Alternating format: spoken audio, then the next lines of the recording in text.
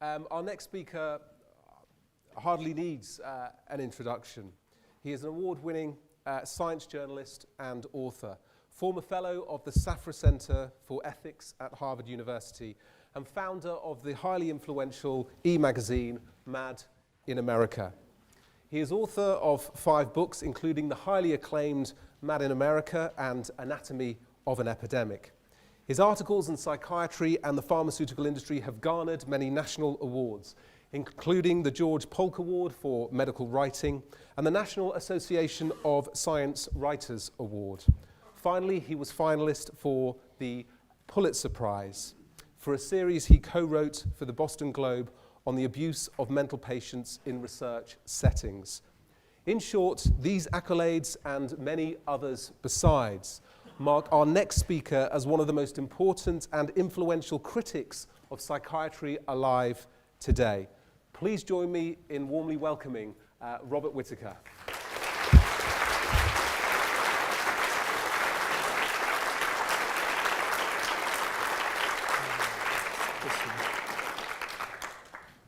Well, first of all, I have to say it's both a great honor to be here and a bit humbling. If you really want to look where the best critical examination of the modern biological story has come from, it's come from Great Britain. There's many people here. The Critical Psychiatry Network has been a leader in deconstructing the story. I went to school on so many of the people here. So you're lucky here. And you're also with the Council for Evidence-Based Psychiatry, what James are doing and Luke are doing. They're bringing it out to the public in a way that I don't know is happening anywhere else. So it is humbling to be here, and I'm very grateful to be here, so thank you. What I hope to do in the next 45 minutes, and I think I can do one thing here, is, by the way, that was a brilliant deconstruction of the DSM, I have to say.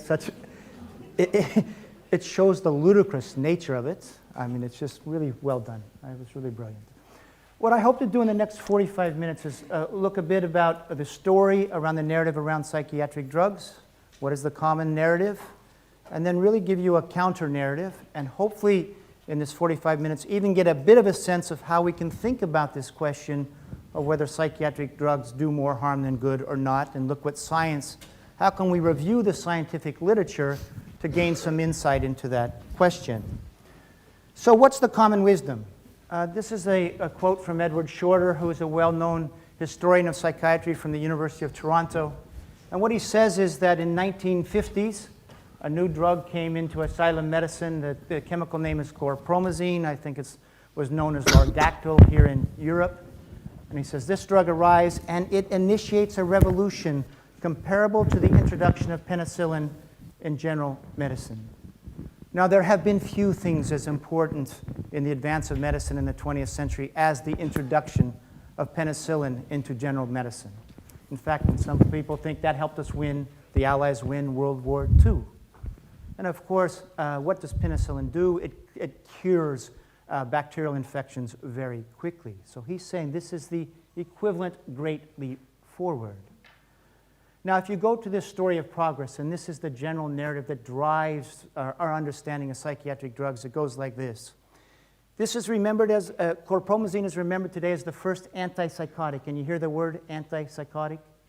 As if it's a special antidote. It's a specific antidote to psychosis. It's not a tranquilizer. It's an antidote to some biological problem. And then we get antidepressants. We get anti-anxiety agents. This is the start of this psychopharmacological revolution that is remembered. We're told this is what made it possible to empty the mental hospitals and for seriously mentally ill people to live in the community, live fairly normal lives. That's what Shorter says in his book. And then if you go forward with the story of progress, we begin to learn in the 1980s that these drugs fix chemical imbalances in the brain. We've all heard this, right? Like insulin for diabetes. Now, if that story is true, it tells of an extraordinary scientific discovery. Think about how complex the brain is, and what we're being told is that psychosis or schizophrenia is due to too much dopamine in the brain. Depression is due to too little serotonin. If that's so, that's an extraordinary discovery. And then we're told that these drugs fix those problems. Think about that. That is a tale of astonishing scientific progress. Then beginning with the arrival of Prozac, and I do believe you call it Prozac here as well, right? The first SSRI, which arrives on the market in 1988. That's the first of the second generation drugs, said to be safer than, and more effective than the first. So we get SSRI antidepressants. They're better than the tricyclics. We get a new generation of antipsychotics, so-called atypical antipsychotics, said to be better than the first. You see this story up, this letter of medical progress. It fits into that larger narrative. And in 1998, our U.S. Surgeon General, David Satcher, he wrote a 400-page report on mental health, and here's what he says. Prior to 1955 and the arrival of chlorpromazine, we lacked treatments that would prevent people from becoming seriously, chronically ill. Now we have a vast array of safe and effective treatments that prevent this chronicity for well-defined disorders. And so that becomes codified in this narrative of progress. And really this narrative has indeed changed our societies. And in terms of use of psychiatric medications, now in the United States, 1 in 5 people takes a psychiatric drug every day. And it's a little hard to get the children usage, but it's at least 10% every day. And by the time our children are 18, it's 15 to 20% who are now taking a drug every day. An extraordinary commercial success, of course. In 1987, we in the United States spent about $800 million on psychiatric drugs. We now spend about $40 billion, a 50-fold increase. So it's a story of medical progress, and it's also clearly a commercial success. Now, what I'm going to try to do is put that narrative of progress under a scientific microscope, in essence. The first thing is, when you get an effective medical treatment for a disorder, that disorder, hopefully, or that disease, the burden of that disease will go down in society. So just let's go back to antibiotics. People stop dying from bacterial infections, right? So one of the first things I did is, well, let's just look at the number of people as this revolution unfolded who can no longer work, who can no longer care for themselves and need government care because they're disabled by a mental illness. Now, in 1955, we had no social security system for caring for people in the community. So, quote, the disabled mentally ill were in mental hospitals. You look at the number of people in mental hospitals in 1955 in the US with a psychiatric diagnosis, it's about 350,000, and that's a disability rate of about 200 per 100,000 population. Now, 1987, by this time, deinstitutionalization is fairly complete. We're caring for people in the community, and we have set up a system of disability pensions for people who are disabled by mental illness. And you'll see by 1987 there was 1.25 million people on disability in the United States because of a mental illness. Now what people might say is this is an apples to oranges comparison. It's not fair. You had to be more severely ill to be in the hospital in 1955, to be on disability in 1987. But now we have an oranges to oranges comparison, just the number of people receiving a disability payment in the US because of mental illness. And what has it happened during the second generation of psychiatric drugs? It's quadrupled. And in total numbers, we're now up to about 5 million, but by this per capita rate, it's tripled. Now, this doesn't prove anything, but it starts to raise a question about this paradigm of care. Why is the burden rising? Now, after Anatomy came out and I presented this data, people said, that's because it's in the United States. You don't have national health service. People are going on disability in order to get access to health care. So now I've had a chance to look at other countries. This is just in the Prozac era. How about New Zealand? A quadrupling of people on disability in the past 20 years. How about Australia? Quadrupling in the past 20 years. This is a little bit different data. It's the number of people going on disability each year. What's interesting about this data, Iceland is a small country. When the pharmaceutical companies really began marketing antidepressants, it's in the middle 90s, and all of a sudden you see this rise in the number of people going on antidepressants.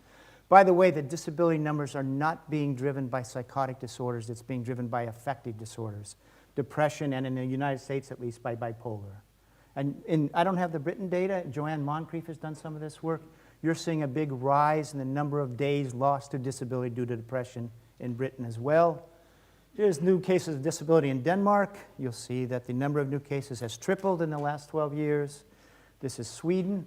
What this data is, the percentage of disability cases each year, new ones, You can see in 1992, mental illnesses were about 16% of new cases. Now it's 60%. The point is you see this rising burden of mental illness, of disabled people unable to work in country after country that has adopted this paradigm of care. Now, I don't think this proves anything, but it does raise a question, why is this happening as we use these medications more and more? Why is the burden, at least by disability numbers, going up? Now, the second thing I think we need to do in terms of that narrative of progress, we do have to look at the chemical imbalance story. Did they find this to be true? And what did we, in fact, learn about how the medications act on the brain? This is the second part of that narrative of progress. So here's how the chemical imbalance theory arose. It did not arise from an understanding of what was going on in the brains of people diagnosed with schizophrenia or psychotic disorders or depression. It arose from an understanding of how these new drugs acted on the brain. So, for example, they came to understand that antipsychotics blocked dopamine receptors. In other words, they diminished or thwarted the passage of messages along dopaminergic pathways. So they said if we're lowering dopamine in these people, maybe schizophrenia is due to too much dopamine. It's a hypothesis. And the same thing with the antidepressants, the first generation of monoamine oxidase inhibitors and tricyclics. They came to understand they kept serotonin, these monoamines, longer in the synaptic cleft, that space between neurons. So they're upping that activity. So they hypothesized maybe the problem is low monoamine activity. So the hypothesis arises from understanding the mechanism of action of the drugs. Now they have to investigate this in the 70s and all. They have to see, do people with depression, for example, do they have low serotonin before they go on the drug? Now the NIMH, which is our premier agency for investigating mental health disorders, begins to do a study in the late 70s, early 80s. And I'm just going to give you the conclusions here. 1984. Elevations or decrements in the functioning of serotonergic systems per se are not likely to be associated with depression. You can read the next one. Who's Stephen? And so this theory actually begins falling apart the minute they begin investigating it. Prozac is brought to market in '88. It's really marketed as a drug that fixes the serotonergic system. There's a lot more investigations into the serotonergic system, and what do they find? They just don't find it. Who's Stephen Stahl? He's a pretty famous, he believes in biological psychiatry. This is not a critic. He wrote a textbook in 2000. What does he say after 20 years of this investigation of the theory? There is no clear and convincing evidence that monoamine, serotonin is a monoamine, deficiency accounts for depression. That is, there is no real deficit. Go forward. The schizophrenia story is a bit more complicated. There's still some people looking to see if there's some problems, transitory problems with the dopaminergic system. But they look to see, is overactivity a characteristic thing to be found in people before, is there a lesion in that system before they go on drugs? Who is Stephen Hyman? He's a former director of the NIMH. He's a neuroscientist at Harvard. What does he write in 2002? There is no compelling evidence that a lesion in the dopamine system is a primary cause of schizophrenia. Next, Kenneth Kendler. He's a big researcher in this whole chemical imbalance theory, and in 2005 he summed up this long history, and what does he say? We have hunted for big, simple neurochemical explanations for psychiatric disorders, and we have not found them.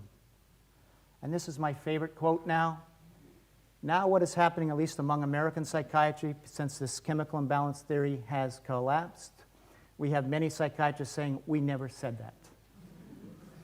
He's the editor-in-chief, former editor-in-chief of Psychiatric Times, and you'll see what he says. In truth, the chemical imbalance notion was always a kind of urban legend, never a theory seriously propounded by well-informed psychiatrists. You can still go on websites today run by the American Psychiatric Association or patient advocacy groups where they have scientific advisory boards where you can read that antidepressants fix a known chemical imbalance in the brain. A small story. I was giving a grand rounds at Massachusetts General Hospital, which it's associated with Harvard, leading psychiatric department in the country. So I was giving a talk, and then they had someone to respond, and the person says, you know, you made us look bad in your book by pretending that we told about that we believed in chemical imbalances. And the guy says, we've known that's been outdated. That's an outdated theory. For 25 years, we gave that up. So I said to him, you know what? You're right. It did fall apart scientifically 25 years ago, but I'm pretty sure you failed to communicate that to the American public. Because if you ask a group of people who've been diagnosed in the United States, how many of you were told you had a chemical imbalance? Every hand in the room goes up. And something like 87% of Americans now know that low serotonin causes depression. So now we have to ask, if they're not fixing a chemical imbalance, what happens to the brain when you go on the drug? And you can read a paper by Stephen Hyman, written in 1996, and he says this: these drugs perturb normal systems. Now, the brain, being a very neuroplastic organ, in response to that perturbation is going to try to compensate for this perturbation. And in this compensation, it's trying to maintain normal functioning. What the researchers will say, it's trying to maintain a homeostatic equilibrium.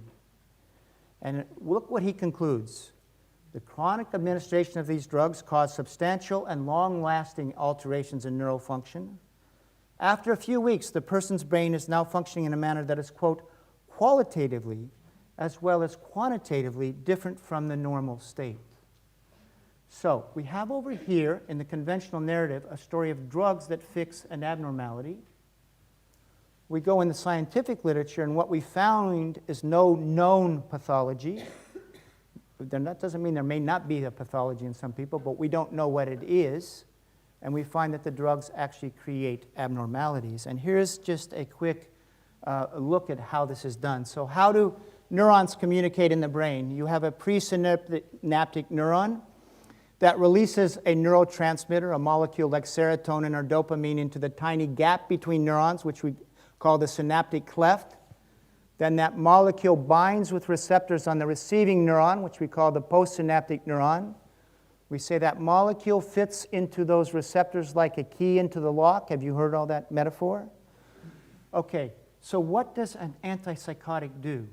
An antipsychotic gums up all these receptors. So now the molecule can't bind with those receptors, a particular type of receptor called the D2.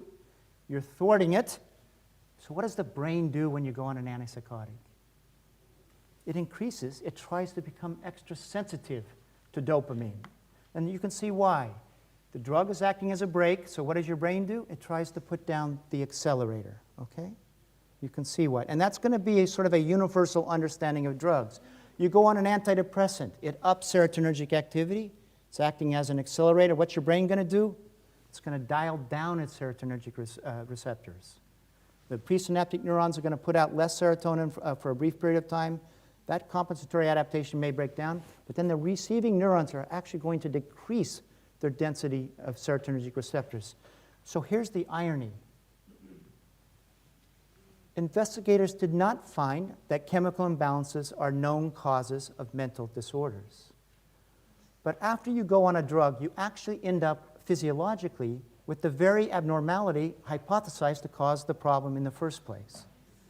So for example, it was hypothesized that maybe the problem with schizophrenia was too many dopamine receptors. Prior to going on the drug, you don't have too many dopamine receptors. But after you do, you end up with 50 to 100% more than normal. And same thing, depression was hypothesized to be due to low serotonin. Before you go on the drug, you don't have that physiologically, but after you go on the drug, you do. Okay? Now, I'm just going to show you, this is sort of jumping ahead of the story. But as people have started to look at the chronic course of mental disorders, they're now going back to this idea. Maybe the problem is that the drugs induce a change over the long term, this oppositional tolerance, the opposite of what is originally intended.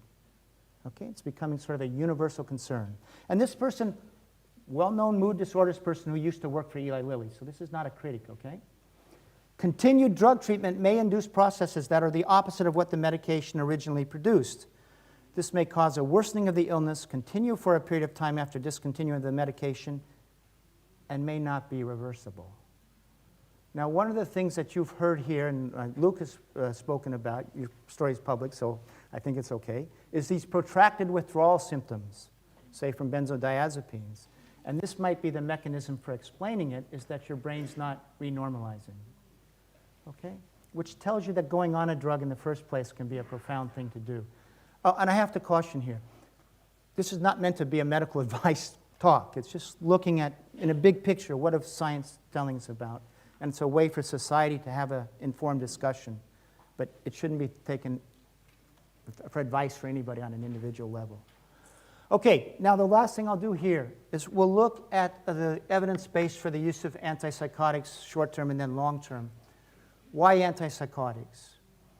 Antipsychotics are at the heart of the story, the narrative of progress.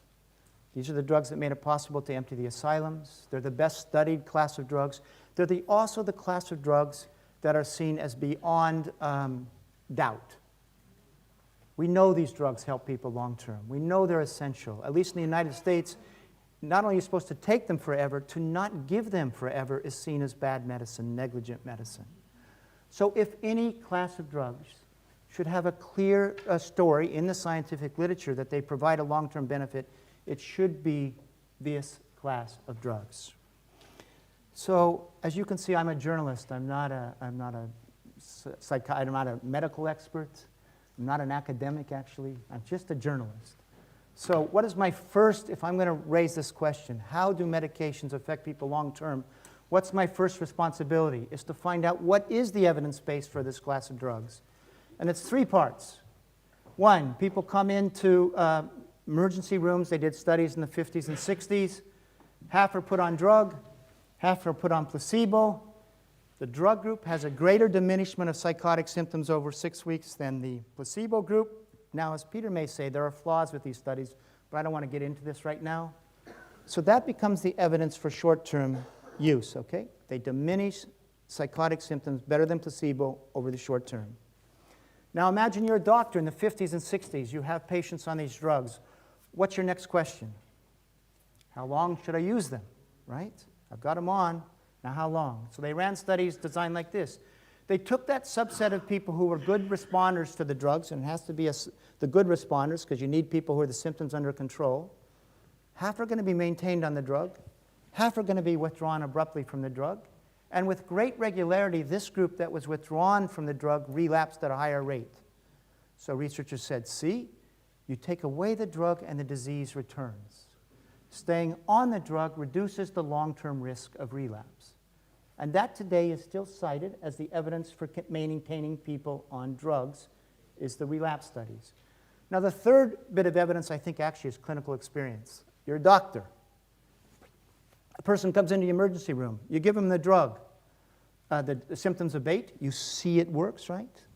Then you discharge the patient. That patient says, I hate these drugs. I throw them away. And then they show up back at your emergency room. So what do you see? You see that the person needs the drug. That's what you see, okay? In some ways, I think this is the most powerful bit of evidence base. Okay, next, is there anything missing from this evidence base of relapse studies? And what you find this. First of all, do the relapse studies tell you anything about how people are functioning long term? Are they socializing? Are they working? There's no functional element, right? What the relapse studies tell you is don't go off your drugs abruptly. That's true. But they're not telling us how people are functioning long term. That's one. Second, you see the flaw in the design of the studies, right? Abrupt withdrawal. We all know now that abrupt withdrawal increases the risk of relapse. It's a drug withdrawal effect. There's actually been very few studies where they tried to get people off successfully in gradual tapers. So a lot of what you're seeing there is, in fact, a drug withdrawal effect. How about the physician's experience? Do we know what is the natural long-term course of psychosis? We don't, right? The clinicians don't see it. So we don't really know what would happen is if you never expose someone to an antipsychotic and see what happens over 2 years, 5 years, 10 years. All we know is once you go on, your brain changes, and it's going to be difficult to come off. Okay, now, is there some other type of evidence? And I hope you see I'm trying to show an approach to this, an intellectual approach to investigating this question. Okay, we admit the relapse studies have flaws. Are there other types of evidence that people can point me to that says This shows us that antipsychotics are providing a long-term benefit. And here's what you find. Emmanuel Stipp, someone from the University of Montreal, did that in 2002, which was the 50th anniversary of the discovery of chlorpromazine, and he says this. This was really important to me. After 50 years of neuroleptics, are we able to answer the following simple question? Neuroleptics is another word for antipsychotics. Are neuroleptics effective in treating schizophrenia? There is no compelling evidence on the matter when long-term is considered. And then he wrote what to me was a green light for going on with this investigation, which I wrote about in Anatomy of an Epidemic. If we wish to base psychiatry on evidence-based medicine, we run a genuine risk in taking a close look at what has long been considered fact. What he's saying is we may be surprised by what we find. Okay? So what you're all going to do now in the next 20 minutes is take that same risk, okay? So just in the interest of time, I'm going to sort of summarize what they find in the first 20 years. The first long-term trial done by the NIMH had 4 arms. 3 groups were treated with drug in the hospital, 1 with placebo. At the end of 6 weeks, the drug-treated patients were doing better. Still a key trial cited. In fact, it's after this trial where people start calling these drugs antipsychotics instead of major tranquilizers, okay? But many placebo patients get better. They're discharged. Now, what nobody cites is the 1-year results. Because at the end of 1 year, there was an oddity. The drug-treated patients had higher rehospitalization rates. So at this very beginning of the research literature, there's a hint of a paradox. Could drugs that are effective over the short term, could be they increasing the risk of relapse over the long term? Just a hint. Okay. Then we get a retrospective study done by Sanford Bachhoven at Boston Psychopathic Hospital. He has 5-year data for people treated in 1947 with psychological therapies. This is before the arrival of the antipsychotics. He's going to compare them to a matched group of patients treated with psychological care in 1967 and the drugs. And what does he find? He makes 2 findings. 1, the relapse rate is higher in the modern group, and the functioning is much less. They're much more socially dependent. They're much less likely to be working. So he says if we want to worry about long-term functioning, maybe we need to rethink this. Then because of this, there's one other thing. Clinicians. What are clinicians saying when these drugs are introduced? If you listen carefully, here's what they say. Boy, my patients are getting better faster, but boy, are they coming back to the hospital in droves. That was their clinical experience. And they even invented a term. You've heard the term revolving door syndrome? It comes from this time. And then they said this. We're also noticing that relapse on drug is more severe than on placebo. So this worry arises. The NIMH conducts 3 studies meant to revisit the value of these drugs over the long term in the 70s. And in each of these studies, you have people treated conventionally with drug, and then in the experimental arm, either with no drug or a minimal use of drug, some sort of selective use of drug and psychological care. And in each of these 3 studies, the experimental arm did better. That's 1. 2, you'd see a group that never needed to go on drug, and they would have the best outcomes. And 3, overall, we had higher relapse rates in where people were regularly medicated, better social functioning over here. Okay? And at that point, and every person says, if you read, if we're interested in long-term clinical improvement, we may need to rethink this use of the drugs. But this is the key question. Now, this was raised by William Carpenter. He did one of the 3 studies at an NIMH hospital. And now put yourself in the shoes of William Carpenter in the late 70s. You have data that shows if people on meds, you take them away, they relapse. This is the first part. There's no question that once patients are placed on medication, they are less vulnerable to relapse if maintained on the drugs. That's the relapse studies. But what if these patients had never been treated with drugs to begin with? We raise the possibility that antipsychotic medication may make some patients more vulnerable to future relapse than would be the case in the normal course of the illness. You see why this takes your breath away? We're not talking about adverse effects here. We're worried that the drugs cause a change that make you more vulnerable to the very thing the drugs are supposed to treat, psychosis, okay? At this point, there's 2 people from McGill University in Montreal who put together a biological explanation for this paradox. They say the drugs block dopamine receptors. Your brain responds by increasing its dopamine receptors, okay? Now, what happens when you go off drugs? You've got the accelerator down, right? And they say that predisposes you to severe relapse upon drug withdrawal.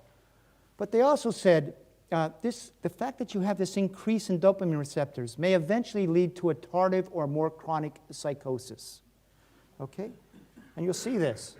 When this happens, the tendency towards psychotic relapse in a patient who has developed such a supersensitivity, and by the way, as far as I can tell, they all do, it's a natural response of the brain, is determined by more than just the normal course of the illness. They then test their own thing, and they say, if we look at the end of 10 years, at least 30% of our patients are now chronically psychotic, and they're attributing it to the drug. And they say, when this happens, the illness appears worse than ever before. New symptoms of greater severity will appear. Now, there are stories of Guy Chenard and Barry Jones, the Canadian investigators, telling this story to other psychiatrists, and psychiatrists in the audience going, are you kidding me? Are you telling me the very drug I use to treat psychosis is making people more biologically vulnerable to psychosis? You can see the cognitive dissonance, right? It's very hard to understand that. And now what happens? This worry arises in the 80s, and it gets put aside. Stop worrying about it. There's a famous, what's his name? Solomon Snyder, I think it was, who says, okay, we've looked at this, it's not a worry. And he puts it aside from Johns Hopkins, okay? Gets buried. So now we're going to say this. Was it a really valid worry or not? That was the early 80s. We're in 2015. And let's review all the evidence we can of whatever type and see if maybe it's a worry or maybe it's not a worry, okay? Cross-cultural studies. The World Health Organization conducted 2 cross-cultural studies in the 70s and 80s. One was 5 years in length, the other was 2 years in length. They compared outcomes in what they call developing countries, India, Nigeria, and Colombia, with outcomes in the US and 6 other rich countries. I do believe there was a Great Britain site in the study. Where was it at? Do you remember? It was one in Great Britain anyway. And what they find? They found each time the outcomes were much better in the developing countries. By the way, this was the study that first attracted my attention to this whole subject. I wondered, why would living in a developed country, you'll see, be a strong predictor of not attaining a complete remission? Because I believed in the story of progress, and I'm wondering, well, why do you do better in rural India or rural Nigeria? Why do you do better? And you'll see exceptionally good social outcome. So after the first study, which is 5 years in length, and by the way, people are being diagnosed by Western doctors to standardize it, they hypothesized maybe the reason for the better outcomes in the poor countries is that they're more medication compliant. They take the drugs regularly. Now, that's a valid hypothesis. If you think the drugs are essential, then compliance should be associated with better outcomes. So they looked at medication usage, and what did they find? That in fact, in the poor countries, they were not maintaining people regularly on the drugs. And in fact, in the 2 countries with the best outcomes, India and Nigeria, they basically weren't maintaining people at all on the drugs. They used them acutely, then they got them off. And that's where you saw the best outcomes. So at least in cross-cultural studies, we see better outcomes in countries that were using the drugs differently, acutely but not chronically. It's just one data point, all right? And you see when they came back 15 to 20-year follow-up, so many of the patients where they weren't regularly medicated were never psychotic anymore, and look at the employment rate, 73%. I will tell you there's a new cross-cultural study done by Eli Lilly where the people in the poor countries, the developing countries, are kept on the drugs, and now their outcomes are as bad as ours in the developed world. Okay, I'm going to go real quickly because I'm running behind on this. But there has been some animal model research. It was done by Philip Seaman. Philip Seaman was at University of Toronto, one of the people who discovered the mode of action of these drugs and discovered the fact that they elevate D2 receptors. And what he's developed is an animal model where you give, like rats, lesions, or you give them angel dust, hallucinogens, or you do certain lesions to the part of the brain. And he notices all these insults to the brain that he associates with psychotic-like behavior raise due to the levels, the density of dopamine receptors, the D2 subtype. Every one, that's the final pathway. Okay? Okay, now he gives these rats Haldol or olanzapine, and what do these drugs do? The same thing. So he found that the drugs cause the very abnormality that the lesions to the brain cause as well that are part of his model. Then he did this very quick experiment I love this experiment. He made his rat psychotic with one of these insults. He withdrew that. Well, then he put the people on drugs, antipsychotics. It reversed their psychotic-like behavior for a time. Now the insult is removed. He just keeps them on the drugs, and now the psychotic-like behavior returned in the animals. He calls this breakthrough supersensitivity. These results are the first to demonstrate that breakthrough supersensitivity during ongoing treatment undermines treatment efficacy. So he's saying, at least in my animal models, the reason antipsychotics fail over time is they cause this increase in D2 receptors. Next, I'm going to go to this one. We now get MRI technology. We can now measure brain volumes. Nancy Andreasen is a very famous person in American psychiatry. She was the editor-in-chief of the American Journal of Psychiatry for a long time. She's a believer in the biological model. In the early 90s, she initiates this large MIR study of schizophrenia patients, and here's her theory. Schizophrenia is a neurodegenerative disease characterized by brain volume loss over time. Okay? So she does this, she measures brain volumes over time, and she finds that's true. Their brains are shrinking. Okay? You'll see this. So she says, we've found the cause. And she's saying the problem is the drugs don't arrest this brain volume loss. Then if you really look closely, she says, as this brain volume loss happens, you get an increase in negative symptoms. That's the apathy and all. Increased functional impairment. After 5 years, cognitive decline.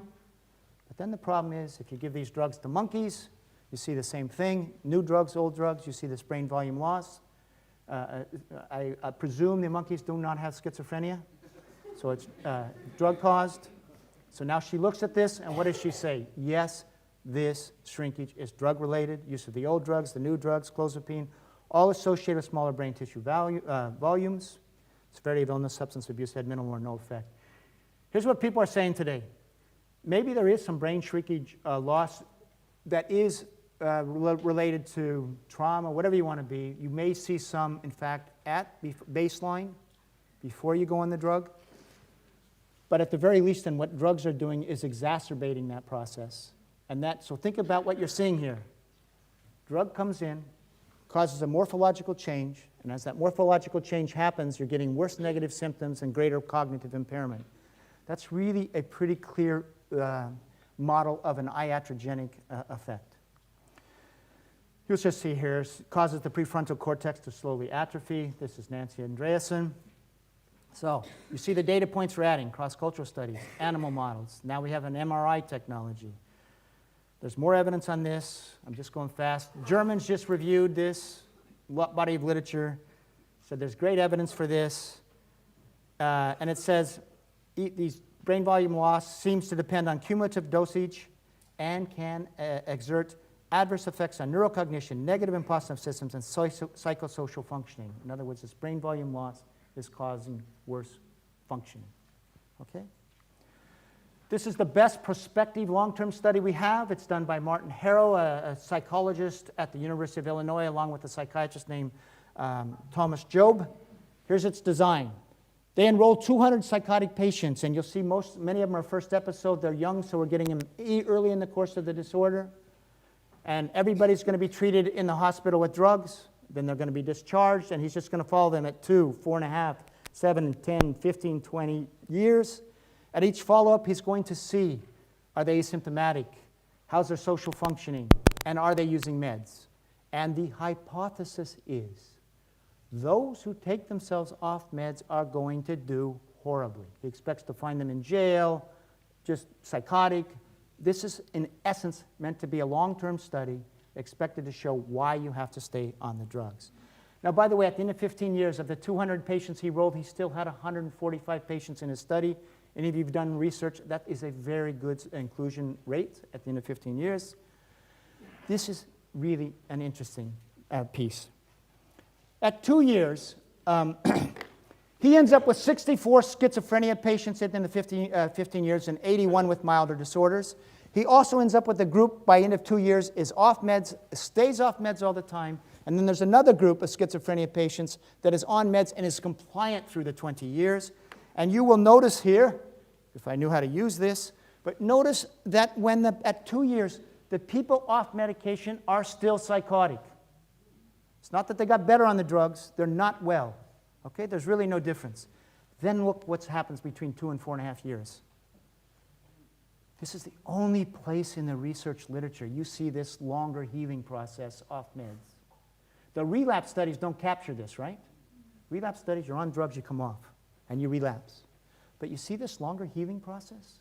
And look at the number of people who are psychotic at the end of 10, 15, 20 years. It's less than 10%. This is schizophrenia patients, by the way. This is not all of them. Now, how about if you stay on drugs? Does that show a drug that is taming the symptoms? Does not. People are staying psychotic. This is consistent with the idea that dopamine supersensitivity undermines the long-term efficacy. Just real quickly, anxiety symptoms, same thing. You see this healing that goes on. Off drugs, on drugs, you see sort of a tardive akathisia developing, constant anxiety, cognitive function, better off drugs. Recovery rates, to be in recovery, you had to be asymptomatic and working or in school at least 50% of the time. There's a functional component. You'll see there's this great leap in recovery between year 2 and 4.5, such that 40% are in recovery off meds, only like 6, 7, 8% on meds. By 15 years, it's an 8-fold higher recovery rate. This is the spectrum of outcomes. Off drug, 40% recovered, 44% so-so, 16% uniformly poor. You'll see on drugs, only 5% recovered, 46% so-so. It's as if outcomes have shifted along the spectrum. What did the researcher who's done the best long-term study conclude? You can read this. You can see that this is not a conclusion that was widely publicized by the American Psychiatric Association or the pharmaceutical industry. Residents are not taught this information, okay? He also has milder disorders. Once again, it's the group off that does better. Now, please look at this. He ends up with 4 groups: schizophrenia on meds, milder disorders on meds, schizophrenia off meds, milder off. You see milder disorders on meds? They do worse than schizophrenia off. Now, schizophrenia have a worse prognosis, right? So how does schizophrenia off end up worse than milder on? You can see that one explanation is maybe the drugs are iatrogenic and they're worsening long-term outcomes. At the very least, this is a slide that needs to be examined. You can see that Martin Harrow, I got about 2 minutes left. Martin Harrow is saying, how unique is it that drugs that work over the short term become ineffective or harmful over the long term? He's now talking about this dopamine supersensitivity to explain why the drugs become harmful as the body readjusts biologically to the medications. I don't have time to go through this because I think it's 2 minutes or something. The complaint about Martin Harrow was it wasn't randomized, okay? It's naturalistic. Maybe there's some sort of natural selection. We get a randomized study out of the Netherlands, a 7-year study. People stabilized. Then they're randomized either to tapering down to a low dose or off versus drug care as usual. Now look at this. If you stop this study at 2 years, you will get data that says use the drugs. Because the relapse rate was higher in the drug-tapered group. But they tried to manage people through that. There was actually very little rehospitalizations. At the end of 7 years, there's no difference in relapse rates, but look at recovery rates, more than twice as high for the tapered group. So now we have a randomized study supporting this idea. By the way, you can also, some of the people between year 2 and 7, it was a naturalistic study. If you'd been randomized to the drug continuation group, you could take yourself off. This is a grouping of people by the end who are off medication or on. You'll see greater symptom remission in those off, greater functional remission. Full recovery is, what is that, about 3 times as high. His conclusions, antipsychotics may worsen functional outcomes, and we have been looking at the wrong things, folks. We've been looking at relapse studies, and that misleads us. We need a bit broader perspective, and we need to look at functionality. I'm going to skip. Well, real quickly, they did a medication compliance study in Australia. The idea was the problem is people go off these drugs. If we could have social services that upped medication compliance, that should lead to better outcomes. So they did a study where people are put on drugs, they're stabilized. One group gets special care to up medication compliance. The other gets care as usual. It works. The social service increases medication compliance. The problem was, you can read, Increase in medication adherence was associated with decreases in psychosocial functioning and increases in negative symptoms. So the program worked. The problem was it led to worse outcomes. And you can see this is consistent between previous research.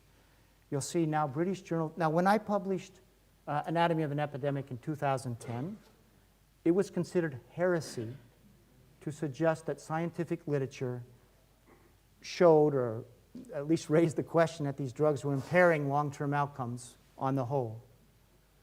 Now it's really coming to the fore, and you're hearing more people in respective places saying, maybe this is so. And this is your editor, British Journal of Psychiatry. This is not a wild cry from the distant outback, but a considered opinion by influential researchers. Increasing body of evidence that the adverse effects are, to put it simply, not worth the candle. Even our recently resigned director is now saying, what does it say about the long-term use of antipsychotics? Are they potentially harmful? Again, I will tell you, when Anatomy of an Epidemic was published, I was likened in one major newspaper to an AIDS denier, which is like saying to the public, this guy is anti-scientific. Now you have the head of NIMH saying this. If we had time, we could also go and talk about a program in northern Finland where they use the drugs very selectively, limited for psychotic patients. That's the open dialogue program you've heard so much about. They now have the best outcomes in the Western world, so we even have an example of how to do it differently. But here's what I want to show you. We have, if we look at this counter-narrative, I've really presented a counter-narrative here today, but it's not that there's dueling evidence. I admit, I say there's this evidence with relapse studies. That's one body of evidence, and now I'm saying there's this other body of evidence. And in this counter-narrative where you're really looking, you see that a worry arises in science. It's good science that explains the increased chronicity. It has a biological explanation. You see that arise from the 1980s in mainstream psychiatric research done by the NIMH. See the worry arise. And now if we go over the 30 years and we look at all the different types of research we can find, what do we find? Cross-cultural studies, negative for antipsychotics. Animal modeling studies, negative for antipsychotics. MRI findings, negative. Longitudinal study, negative, that's HARO. Randomized study, wondering, that's negative. Drug compliance study, that's the last one, negative. Now, all I'm saying to you here, at some point it becomes a social responsibility and a question, and I think this is why you're here, to sort of look at this evidence, and then you all can decide and have a discussion, how meaningful is this evidence? Is it convincing to you or not? It may not be convincing to you. I've given grand rounds, and my favorite response in a debate was this. Group of psychiatrists. I presented basically this data. And finally, this was the response from one of the head psychiatrists. He says, I'm so sick of evidence-based medicine.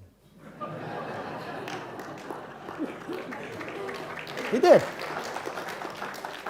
And what he says is, I know these drugs work. I see them work every day. I don't want to hear this anymore. And you know what? That was actually an honest response. In a sense, that's what his world is.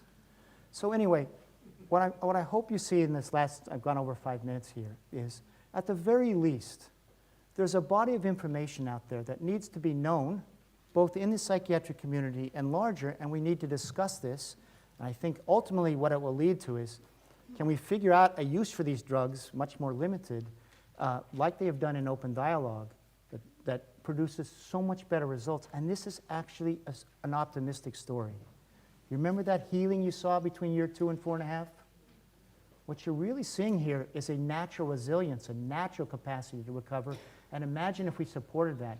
Those people who got off meds left care. They weren't getting any care at all. And you know what happened, Harold found?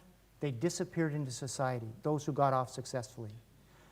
One became a doctor, not a doctor, there was a lawyer, a teacher. Do you think now then in their job they go, hey, you know, I used to be schizophrenic?